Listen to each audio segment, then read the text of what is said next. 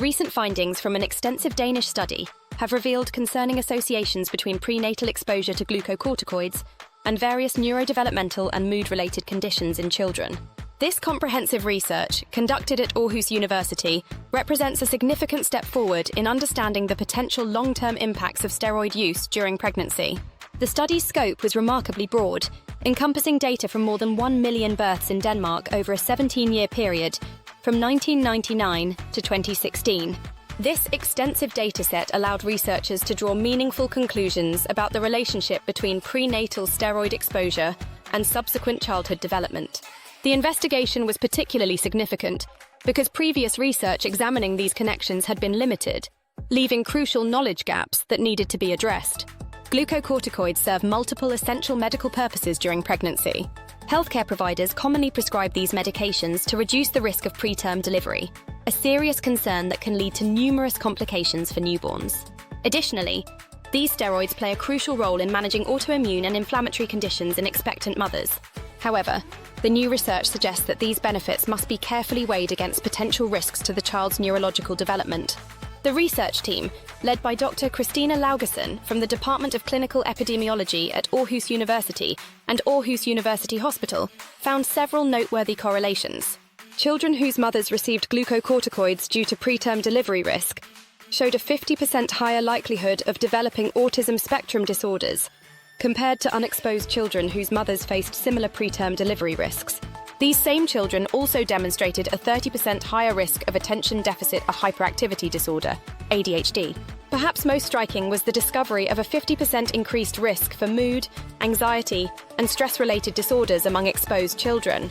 The statistical significance of these findings was supported by a risk ratio of 1.5 with a 95% confidence interval of 1.1 to 2.0, providing robust evidence for the observed correlations.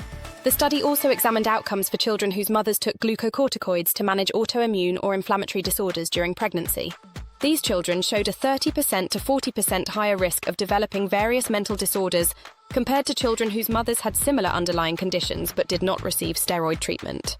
This finding raises important questions about the balance between managing maternal health conditions and potential impacts on fetal development. Thank you for watching. If you found this video helpful or enjoyable, I'd really appreciate it if you could hit the like button and subscribe to the channel. It helps support our content and ensures you won't miss future videos. Thanks for being part of our community. The authors note that while these findings are significant, the absolute risk differences between exposed and unexposed children were relatively modest. This nuanced understanding is crucial for healthcare providers and expectant mothers when making treatment decisions. The ongoing debate among clinicians about minimizing glucocorticoid use while maintaining its beneficial effects highlights the complexity of this medical challenge. Other physicians have noted that glucocorticoid administration remains a standard practice for pregnant women at risk of preterm labor, particularly before the 34th week of pregnancy.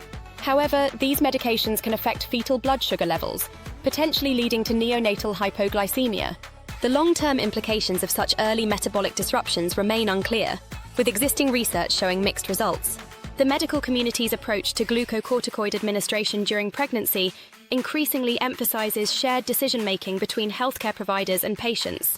This collaborative approach involves thorough discussion of available information, acknowledgement of uncertainties, and careful consideration of individual circumstances before determining the most appropriate course of action. Looking forward, this research underscores the need for continued investigation into alternative treatment approaches and refined protocols for glucocorticoid use during pregnancy. Dr. Laugersen suggests that enhanced surveillance and ongoing reassessment of preterm birth risk could help reduce unnecessary glucocorticoid exposure. For women with autoimmune disorders, the possibility of alternative medications presents another avenue for research, though the safety profiles of these alternatives require thorough investigation. The implications of this study extend beyond immediate clinical practice.